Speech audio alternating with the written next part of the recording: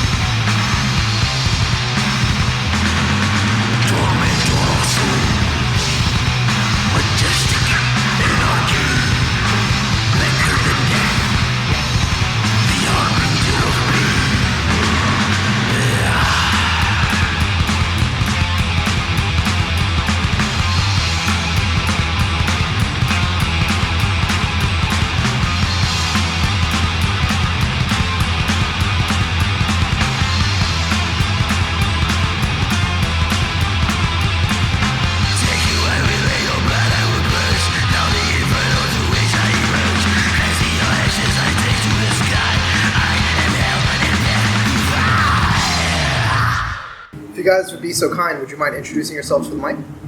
Hello, I'm Qadir. I'm Aditya and play drums. And the band you guys play for is? Bloodstone. Bloodstone. So, I actually interviewed you guys once before, back in 2013. You guys were the ambassadors for the Singapore podcast. And the last time I saw you guys was last year, around this time last year, right?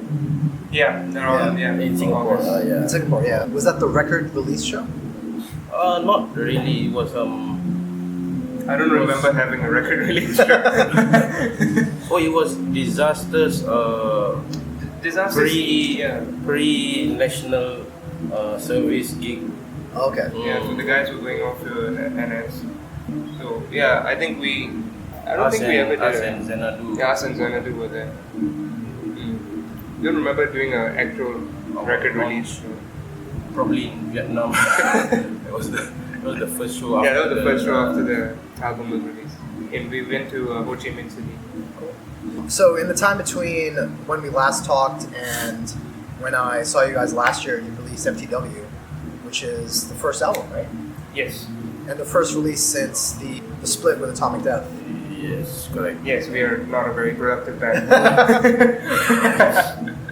So I think we hung out a little bit, maybe 2015, while you guys were still working on the songs for F.T.W.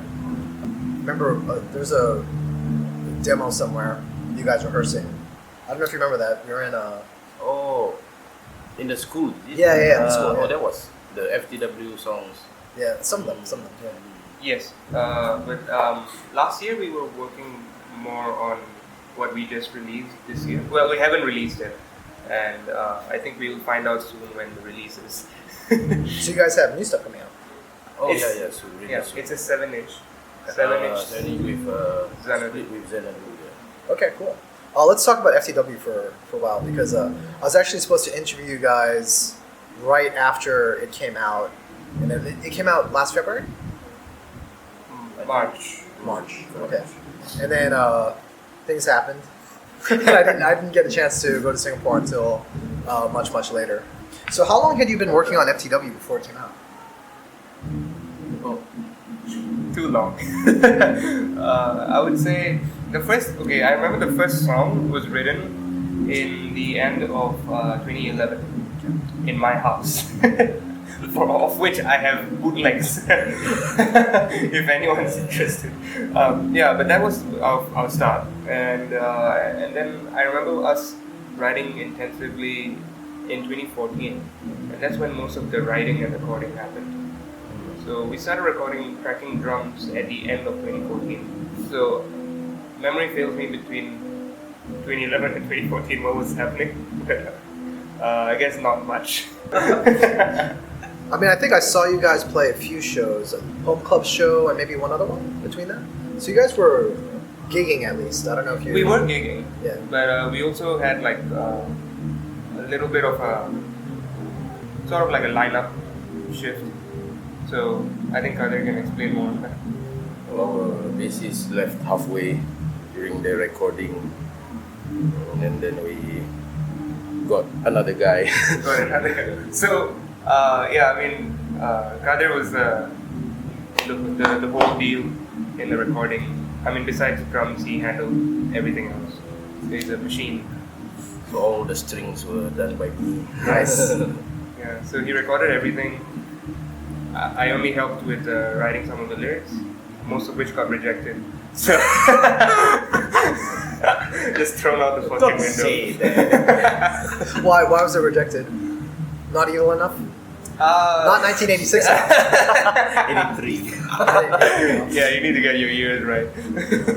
So I think I also wasn't very pleased with whatever got rejected. So I think because Qadir does the vocals, so he has a better idea of what he wants, and in that sense, I think he's a bit of a visionary. Stop it. I can't say that with a straight face, but I actually mean it. This is the first nice thing I've ever said to him, and it's on record. I think we are both quite pleased with the end product in terms of lyrical content, at least. It's our first attempt at recording anything. So I think I was telling you earlier that we tried a lot of different ways to record drums. Like we jammed as a band, and then we had a guiding track. In the end, like we removed all that, and I just recorded to a click. So I think it takes a while until the band gets the whole process very streamlined. So now, like the next upcoming split with Xanadoo was recorded very quickly. Yeah. Are you guys recording yourselves, or did you go to... We recorded the album and the upcoming split with TNT Studios, studio in Singapore. Yeah, everything is done there. The style on F.T.W. is a little bit different than the stuff from the Atomic Death split. It's to me, it sounds raw. It sounds almost like blacker. Like it has that kind of like early '80s German thrash, kind of like proto black metal sound. Was that conscious? You have no idea how happy he is because I think that's exactly what he meant. I think we're getting older. Okay. And we hate more things, The vocals also changed a little bit. Blacker again, like less singing and more just kind of like. Really? Yeah, to me, yeah. It's like I told you just now. It takes less effort to sing like that. So to add on to that, I think I too was well, I wouldn't say surprised, but like I could hear a clear change in the vocal style. Right. But I liked it. Yeah, it sounded eviler. Yeah, no, that's exactly how I describe it. It's definitely, in general, the sound is much more evil. Yeah. Like I think there's something a little bit fun about the stuff on the Atomic Death Split. It's more of that early 80s thrash kind of rock and roll sound, and this stuff is a lot more intense and a lot more stripped down. When I hung out with you guys in Singapore, not the last time, but just before Vader played, I think we talked a little bit about some of the influences that were going into the new stuff. Do you remember that? Oh yeah, I remember discussing Celtic Frost's Cold Lake album, but I wouldn't cite that as as an influence. Well, I think Qadir said Bulldozer. You listen to that? Yeah, like, Bulldozer. Yeah. So kind of that early black metal sound. yeah, we're actually trying to expand, break away from the thrash metal thing that we're trying to incorporate, like a little bit of black metal, death metal. Basically, all the things we grew up on and what we would cite as influences. I think people get very fixated on genres. Yeah. So I think we just do what feels right. Like for example, when we were recording Born Nefarious, one of the tracks on the album, he sent me a YouTube clip of the album, the band Blasphemy, Canadian black metal. So he's like, why don't you try this, like something like this, like the kind of black metal, it's actually a 12/8 time signature, so it's like, yeah, that kind, but with added snares in the middle. Authority beat. Yeah, like a that with extra more snares in there. So I think it turned out like it sounded quite good. Our style is more like a tribute to the gods kind of style, We don't try to make new things, or we try not to be funny. Right. We just follow the template how the gods created it. We just follow closely how they do it. Okay. It's a tribute to the gods. That's our style of metal.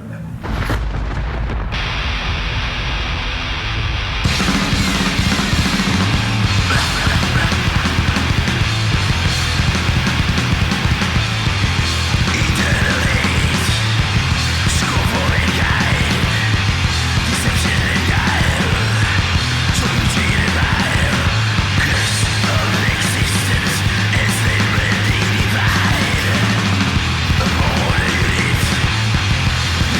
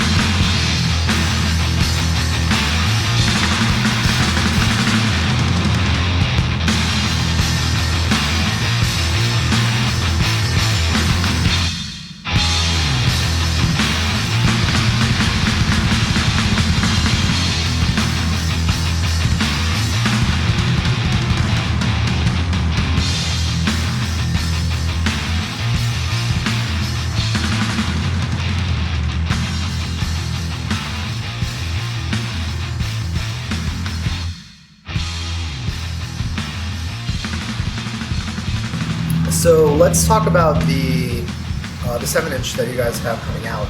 Is it written? Yes, written, recorded, mastered. It's already sent to Shamir Desmond Records. He's gonna release it soon. Cool. And is it just you guys or is it a split? Yes, a split 7-inch with Xanadoo. Okay. They're like our childhood friends since high school. Yeah, fellow thrash band from Singapore. Blood, Fat and Tears Yeah, kind of Blood, band. Fat and Tears. We are bonded by all that. Not so much of the fapping, but yeah. A couple members of Xanadoo have actually been in Bloodstone, right? Was it Cliff in Xanadoo? Yeah, so Cliff flew up with Xanadoo to session for some of their Japan shows a few years ago. So, yeah. Japan, China. Shiba couldn't make it. Yeah, Shiba couldn't make it. Their bass player couldn't be there, so just filled in. So is the stuff on the split going to be a continuation of the sound on F.T.W? A little bit. Actually a little, I would say it's a little more like the split with Atomic Death. Okay. But it incorporates a lot of different things from F.T.W. also, because it's got because I think the songwriting structure in the split with Atomic Death was quite straightforward. Right. This is a little more complex, but we had to shrink it all down and do 4 minutes max, because we only have 7 minutes, right? So it's quite interesting. But I think it's got a blend of the split with Atomic Death and the new album F.T.W. But the more interesting part was covering a Xanadoo song. Oh, yeah. We cover each other. They cover our song, we cover their song. So Which song did you do and which song did they do? we did what's the song? Combat Thrash. Combat Thrash. And, Can you cut the part out where he forgets which song? and they did Johnny. Yes. Okay. They did Johnny and we did Combat Thrash. And Zach from Xanadu completely nailed it on the solos. He really, really did it really well. So right now we're upstairs at Rumah Api, and when I met you guys was 2012 at this same venue. Yeah. Not a lot of people know this, but you guys were the first band I ever saw at Rumah Api. You guys were soundchecking, and I didn't realize that it was a sound check. So I wandered in, and I was like, wow, this scene is really kind of dead, huh? If it's the band and me and maybe one or two other people. I think probably Mon was in the room, and that was about it. And then it was only much later and I was actually taking pictures and stuff like that while you guys were sound checking. So I don't know if you remember any of this. I do remember you taking pictures. I thought you guys were playing a set. I had no idea you guys were sound checking. It was only when somebody asked me to leave and come back in, I was like, oh, okay, now I get it. He's just naturally a showman, even with sound checks. He's even a showman in the toilet. And so the gig tonight is a thrash gig. A couple bands from Thailand, you guys representing Singapore, and a couple Malaysian bands. And is this the first time you guys are playing Malaysia since that gig? Yes, this is our second show in KL, at least mine with the band. Yeah, mine too. Yeah. Cool, welcome back. Thank you for having us. It's been too long. Cool, so it was cool catching up with you guys. I think the gig's probably going to start soon. Yeah. So, but yeah, it's always, like I said, once I found out that you guys were playing this gig, I was definitely going to show up. There's no way around it. And it's always fun hanging out with you guys in Singapore. Hopefully I get to, let me know if there are any more shows coming up so I can hang out with you guys then. Yeah, sure. We don't know either. So I couldn't tell you. No master plan, Qadir? Maybe next one is in January. Oh yeah, that may happen. So don't hold us to this, but we may be playing Korea in January of next year. Awesome. Excellent. Gonna be good. Cool. Any last words? Man of few words. The last time I interviewed you, you did a wrestling promo for me. Do you wanna do another one? Elizabeth. Wrestling promo. Oh. Hogan! We're doing one-word promos, okay? So back and forth. Okay. All right. Thank you, guys. Cheers. Thanks.